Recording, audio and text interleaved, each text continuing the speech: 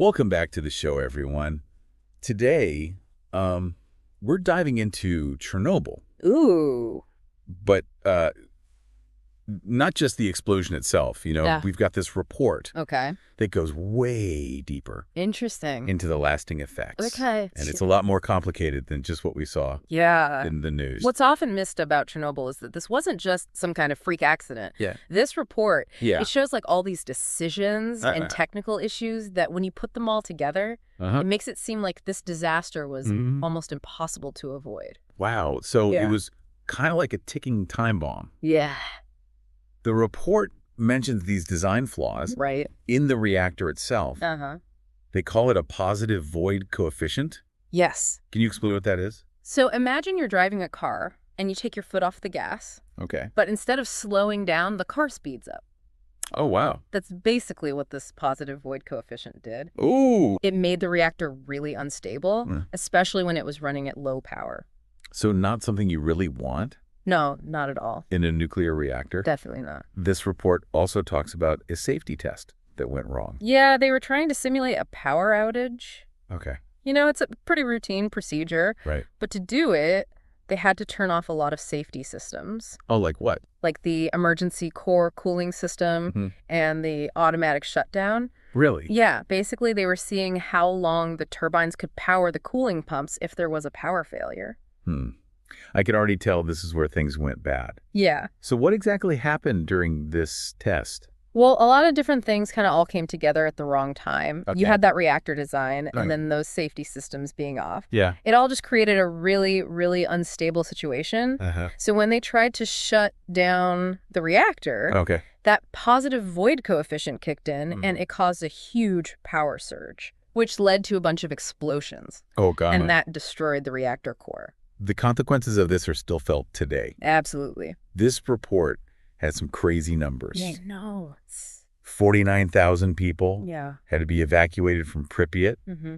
and then they had to set up that 30-kilometer exclusion zone It's huge. around the plant. Right. And then the radioactive fallout spread across Europe. Yeah. So this wasn't just a local problem. This was global. Yeah, The scale of this is just massive. totally. And the report really goes deep into the long-term effects, Yeah. especially the impact on people's health. Right. We're talking thousands of cases of thyroid cancer Wow. directly because of the radioactive iodine, and children were especially vulnerable. Oh, gosh. Yeah. The report also talks about the whole debate over how many people actually died. Right.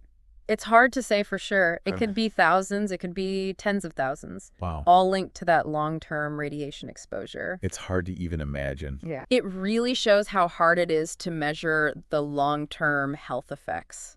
Yeah. There's a lot of uncertainty, Right. which makes it really tough to get a definite number. It wasn't just the human cost, though. No. The economic impact was huge. Oh, yeah. The cleanup alone cost billions. Billions. And then that whole exclusion zone, Right. no businesses, no agriculture. It became a dead zone. Yeah, basically. The economic consequences were I staggering. can't even imagine.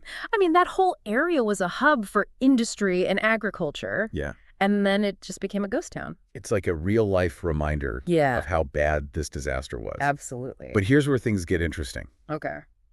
The report says that while all that initial contamination was really bad, today the exclusion zone is this thriving ecological reserve. Yeah, isn't that wild? I know. You've got wolves and bears and all kinds of wildlife Right. flourishing. Because there's no people. Exactly. It's Look, crazy how resilient nature is. it really is. No one could have predicted this. Yeah. It's incredible how nature can bounce back. It really makes you think It does. about how we impact the environment. Yeah, for sure. But we can't forget that some of that radioactive stuff, Right. it's going to be there for thousands of years. Absolutely. So it's not all good news. It's a long-term challenge for sure. It's still a powerful reminder, though, It is. that even after something this awful, nature can find a way to come back. Yeah, and even thrive. The report also spends a lot of time on the lessons we learned from Chernobyl. Yeah, it really was a wake-up call In a way. for the whole global nuclear industry. Right. The report talks about how the World Association of Nuclear Operators was formed. Oh, wow. I didn't know that. Yeah.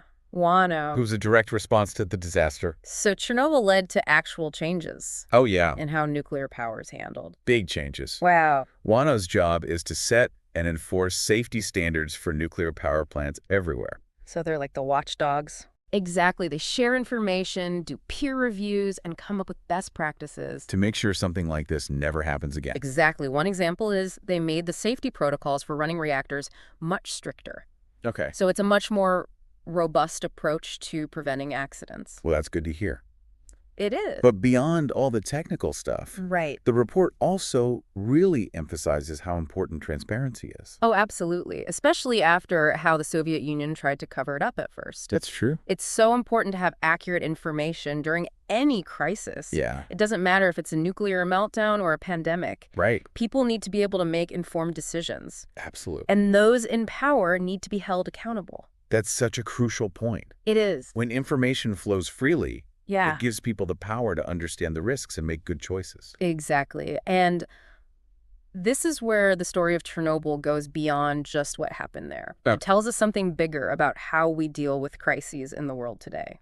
You know, Chernobyl also really changed global energy policy. It did. Some countries stopped using nuclear power altogether. Yeah, they just abandoned it. While others kept investing in it, right. Trying to make safer reactor designs. It really forced the whole world to take a hard look at nuclear energy. Yeah. To face those risks head on and figure out what role nuclear should play in their energy mix. And that debate's still going on today. It is. With valid arguments on both sides. Yeah. What I keep thinking about is, wow. What are our energy choices now? Right. And how do we make sure we learn from the mistakes of the past? That's the question we all need to be asking. Yeah. Chernobyl shows us what can happen when we make the wrong choices with technology. Right. We need strong safety measures. Yeah. We need transparency, and we need to make informed decisions. I can't wait to learn more about what Chernobyl's like today. Well, that's where we're headed next. Perfect. We'll talk about the amazing engineering projects they're using. Okay. To try to contain the long-term effects of the disaster. That's good. And we'll also touch on how Chernobyl is still a big part of pop culture. This is already a fascinating deep dive. It is. I'm really looking forward to exploring more of the complexities of Chernobyl's legacy. Me too. It's a story that keeps unfolding. Definitely. So let's talk about Chernobyl today. Okay. The report goes into these incredible engineering projects. Oh, yeah. Yeah, they're helping to contain the effects of the disaster.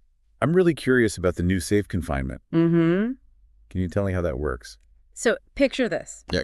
A massive arch. Okay. Taller than the Statue of Liberty. Wow. And it's sliding over the entire damaged reactor building. That's the new safe confinement. That's it. Wow. It's designed to contain all that radioactive stuff for like the next 100 years. It's hard to even imagine something that big.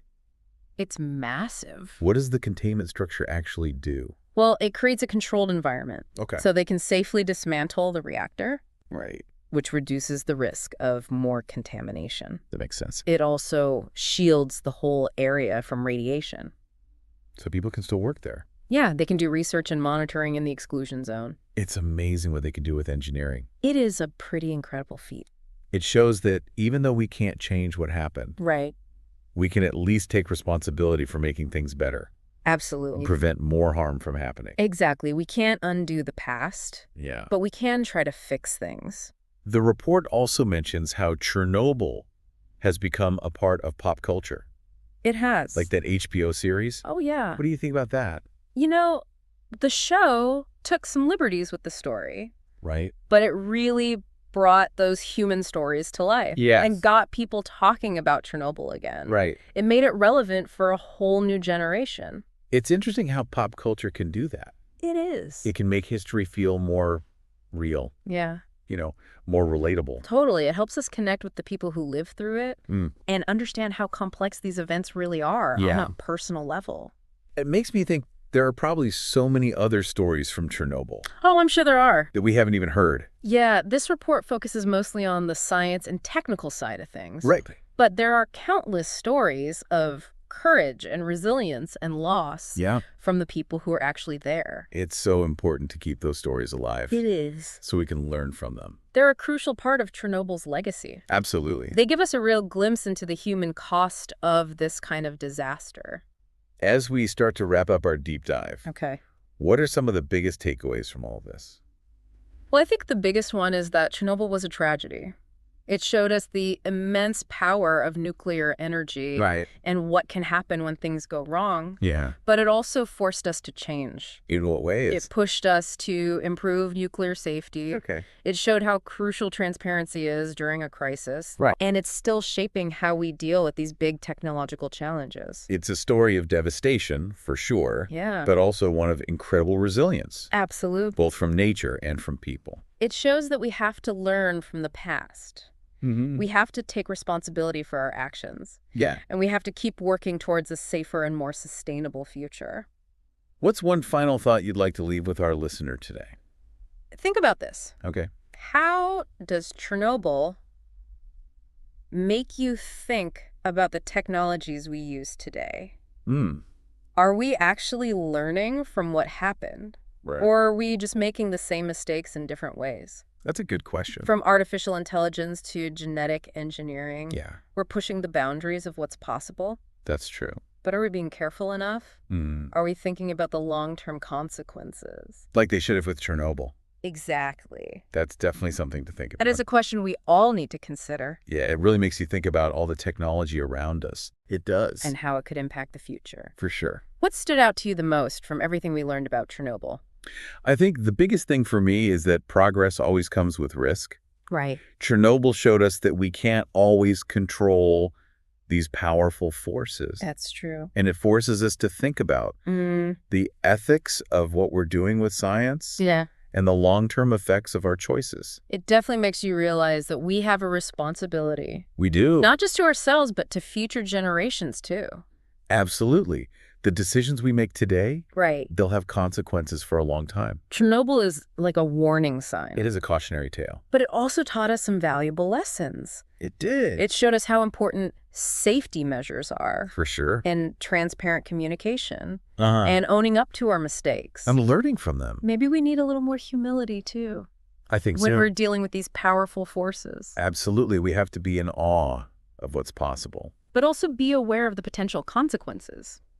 So where can our listeners go to learn more about Chernobyl? Well, that HBO series is a good place to start. Okay. It's a dramatized version, but it's still a compelling look at what happened. Right. There's also a lot of information online. Okay. You can take a virtual tour of the Chernobyl Museum Oh, wow. and read firsthand accounts from people who survived the disaster. It's a topic that's worth exploring more deeply. It is? And most importantly, I Yeah. think it calls for a serious conversation I agree. about the choices we're making with technology and what kind of future we want to build. Exactly. Chernobyl's legacy challenges us to be more responsible For sure. and to learn from what happened. Well, thank you so much for taking us on this deep dive. It was my pleasure. It's been really eye-opening. I'm glad to hear that. Until next time, everyone, keep exploring, keep questioning, Keep learning. and keep diving deep.